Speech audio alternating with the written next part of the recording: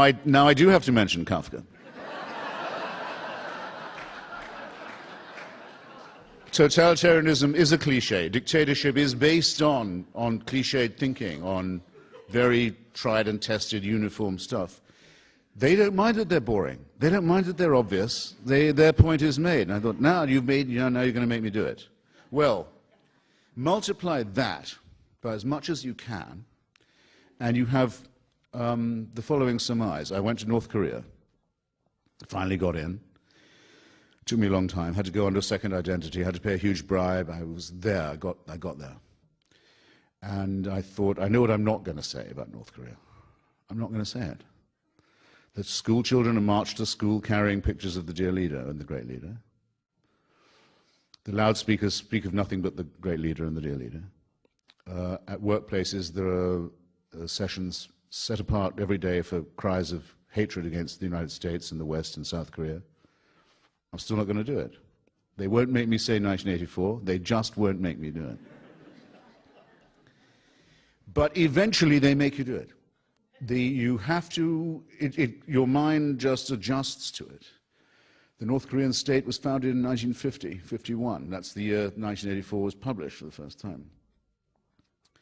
You think, could it be that someone handed a Korean translation of this to Kim Il-sung and said, do you think we could make this fly? And he said, page through, said, I don't know, but we could sure give it the old college try, because that's what it looks as if they did. There is no private life for a North Korean. There isn't a moment when you are not either on parade or when you're not on parade told to stay indoors. You're not wanted, stay at home, you're under curfew. Lights are out in Pyongyang, and that's the capital city, at 8:30, can't go out after that, stay in. There's nothing to watch, there's nothing to see. All television programs, when it's working, are all about the dear leader, as are all operas, all films, all concert performances, and all public lectures. There's nothing else to talk about. The life of the human being, this is what I failed to convey in my article, is completely pointless. There's the concept of liberty or humor or irony or happiness or love doesn't exist. You are there simply as a prop for the state. And though it used to be, as with any slave system, that they would feed you in return for your services, that compact broke down a couple of decades ago. Now they don't feed you either. They barely clothe you. At Panmunjom, the so-called demilitarized zone, you've seen the word demilitarized zone, haven't you, in the press, even quite recently. Why do they call it demilitarized zone? Words lose their meaning so fast. It's the most militarized zone on the planet. There are nuclear mines sown in that DMZ. There's a concentration of force and violence on either side of it that is unequaled anywhere. It's the most militarized zone in the world. That's the only place where North Korean and South Korean soldiers meet directly, face to face, staring at each other across the table. They change guard about 5 or 6 times a day. The North Koreans naturally put up their best soldiers to stand there, to put the best, bravest, toughest face on North Korea. The best ones they can find are 6 inches shorter than the South Korean ones now. That's what a famine state is, on top of a slave state. We now have millions and millions of North Korean children totally stunted in mind and body, who will have to be dealt with at some point, who have been raised to believe that they live in a regime that is run by a god. And I must just indicate, but I was going to do this later, but I'll say it now. There's a thing that it took me ages to notice about reading George Orwell's 1984. I wrote a book about it. I've written many articles about it. It took me a long time to notice something that's so obvious that it's crying to be said. In 1984, it's assumed there's no more religion. There's no church in 1984, not even a tame state church. There's nothing. No one mentions the idea of faith, except in Big Brother. Quite interesting. It's as if it's an entirely secular dictatorship. In North Korea, you might think that was the case, since it has an officially communistic ideology, but it's not. It's the most religious state it's possible to imagine. It's actually two people who have been fused into one. Maybe this is reminding you of something. There's the Father, and there's the Son. It's one short of a trinity. Another way of phrasing it is this. When the president, our president, writes to Kim Jong-il, the son, the dear leader, he doesn't call him Dear Mr. President. He calls him Dear Mr. Secretary. You ever noticed that? Why is that? Because he's not the president of North Korea. He's the head of the Communist Party, the North Korean Workers' Party, and he's the head of the army. He's not head of the state. The head of the state is his father, who's been dead for 15 years. So it's a necrocracy, if you like.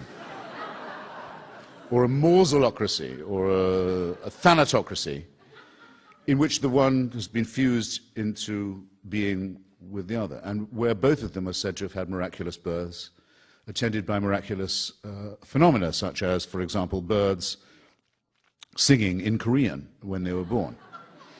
So that this is possibly the most theocratic country I've ever seen, or that there has ever been, where the only duty of the citizen, starving and stunted and enslaved, as he or she may be, is the worship of the leader and of the leader's father.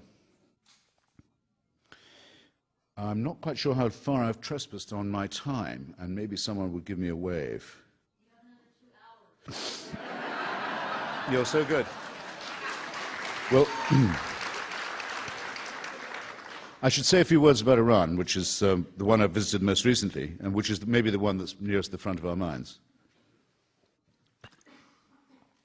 The Iranian people were converted to Islam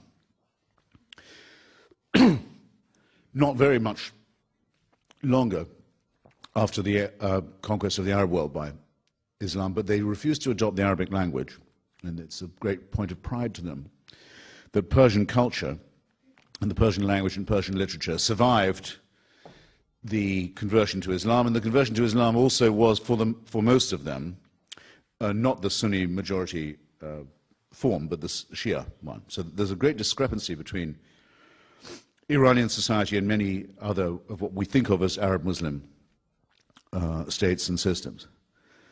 And there are many, many, many discrepant views within the Shia theology about what's the proper role of religion in society or in the state. Should it rule now?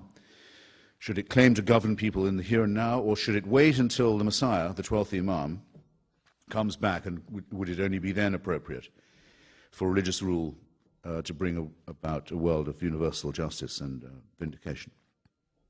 This is a very live argument in Iran and among Iranians, and has been for a very long time. But since the advent of the Ayatollah Khomeini, sometimes called the Iranian Revolution of 1979, I would say myself the Iranian counter-revolution, since the entire people of Iran and every layer of Iranian society took to the streets to overthrow the Shah, only to find that their revolution had been taken from them and hijacked by a clerical caste, who then used violence against all those who had helped them to overthrow the Shah and impose a dictatorship of their own. I believe that's better described as a counter-revolution than a revolution. There was a revolution anyway.